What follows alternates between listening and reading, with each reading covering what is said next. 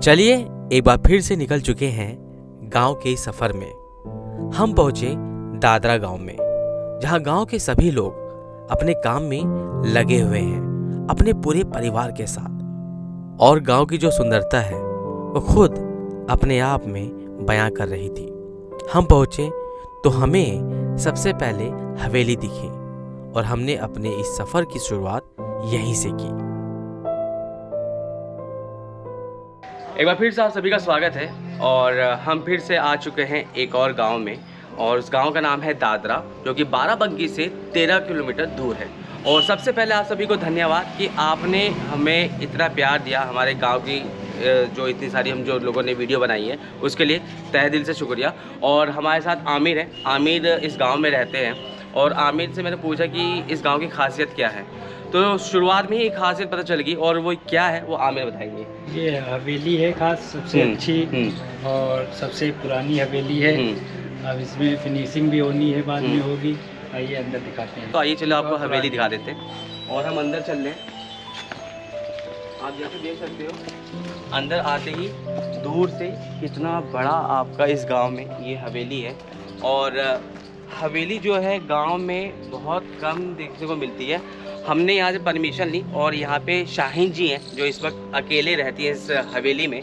तो पहले तो मैं उनका शुक्रिया करना चाहता हूँ कि उन्होंने अपनी हवेली हमें दिखाने के लिए हमें मंजूरी दे दी है। तो चलिए आइए चलते हैं। जब मैं अंदर पहुँचा तो दादरा गांव की पहचान ये हवेली बता रही थी। कहते हैं गांव में छोड़ आए हजारों गज की हवेली, वो लोग शहर के 2 कमरों के घर को तरक्की समझने लगे हैं।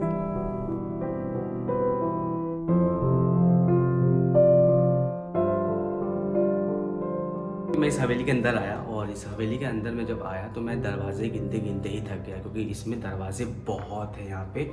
और बता दूं कि इस हवेली में अभी कोई रहता नहीं है, जो सब लोग हैं वो लोग लखनऊ में बस गए हैं, और ये हवेली ऐसे ही है। और मुझे बड़ा अच्छा लगा कि आज के टाइम में भी लोग इस विरासत को इस गाँव में बनाए रखे हैं। तो ये थी यहाँ की हवेली, और अब चलते हैं आगे और गाँव में देखते हैं कि और क्या खास है। आगे बढ़े तो एक दूसरी हवेली हमें दूर से दिख रही थी। पास जाके देखा तो बहुत खूबसूरत थी, जिसे मैं आपको दिखा रहा हूं।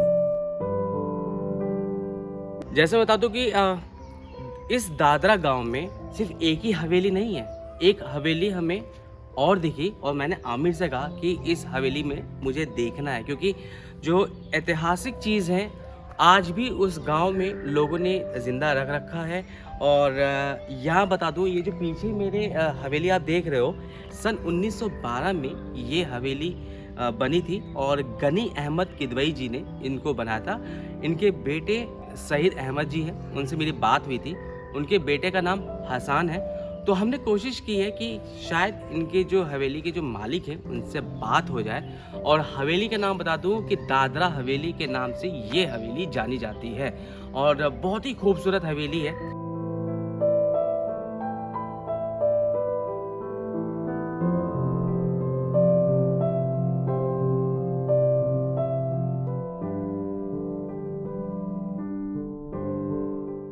बड़ी मुश्किल से मुझे मौका मिला यहाँ पे, जो इस दादरा हवेली के जो मालिक हैं उनसे मैं मुलाकात करता हूँ। और पहले तो बहुत शुक्रिया कि आपने हमें समय दिया। सबसे पहले आप अपना नाम दें। मेरा नाम हसन अहमद किदवई। हसन जी हैं हमारे साथ हैं। हसन जी ये बताइए, ये हवेली कब बनी थी? जैसा कि हमें कुछ जो पुराने लोगों से पता चला, अब्बा लोगों से, जी। तो ये हवेली 1912 में बनी थी। 1912 में। और हम जानना चाहेंगे कि आपके बाबा का नाम जिन्होंने बनवाया था ये? शेख गनी अहमद किदवई जी।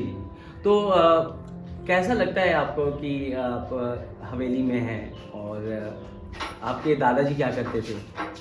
दादाजी वही बस जमींदारी पीरियड था, तो जमींदार वाला पूरा सीन था सब जी। और रहने में तो बहुत अच्छा लगता है, जगह जितना खुला माहौल उतना ज़्यादा अच्छा रहता है। अब यहाँ पे अपना कुछ भी कर सकते हैं। हाँ। खेलने के लिए भी सब कुछ है। हाँ, वो मैंने देखा बाहर बहुत बड़ा ही ग्राउंड है।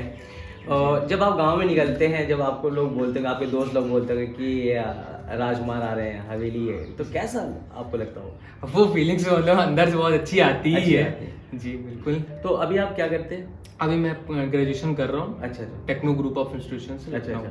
और मुझे बड़ी खुशी होती है कि अभी भी यंग लोग जो हैं वो इस गांव में रह रहे हैं, पढ़ाई के साथ साथ अपने इस जो हवेली है, जो ऐतिहासिक जो इनका जो भी इमारत है वो उसको बरकरार रख रहे हैं, वो बहुत काबिल तारीफ़ है। और मुझे लगता है आपसे लोग, बहुत लोगों को जो देख रहे हैं उनको भी ये मिलेगा कि हाँ, कि हमें अपना जो धरोहर है वो कैसे संभाल के रखना चाहिए। और बड़ा अच्छा लगा आपसे मुलाकात करके।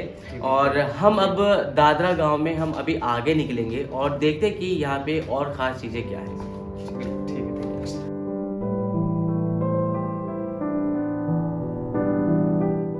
गांव के खेत मुझे बुला रहे थे, जहां पे पूरा परिवार धान को हाथों से साफ कर रहा था।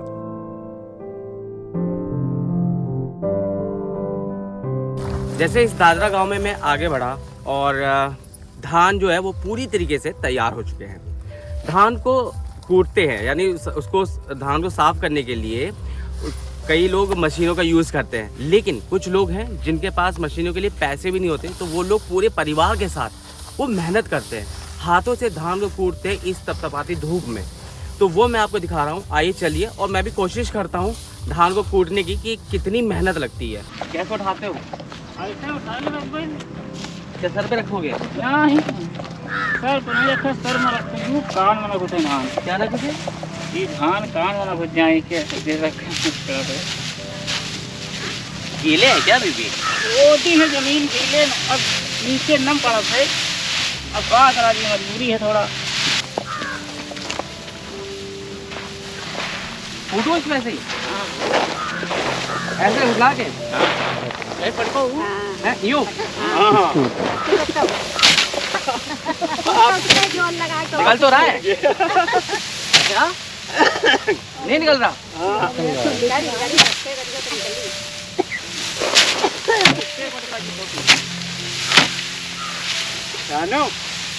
अब क्या पता चलेगा धान निकल गया होगा? हो गया?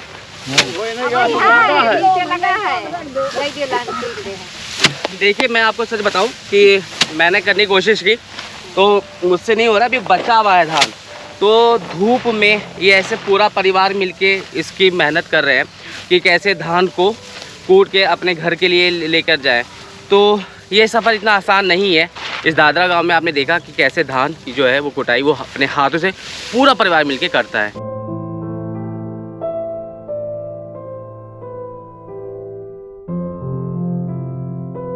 मांदे हो गए और जो है दवा खाए खाए के काम करत हन। इस दर्द के साथ चेहरे पे मुस्कान रख के अपना काम कर रहे थे।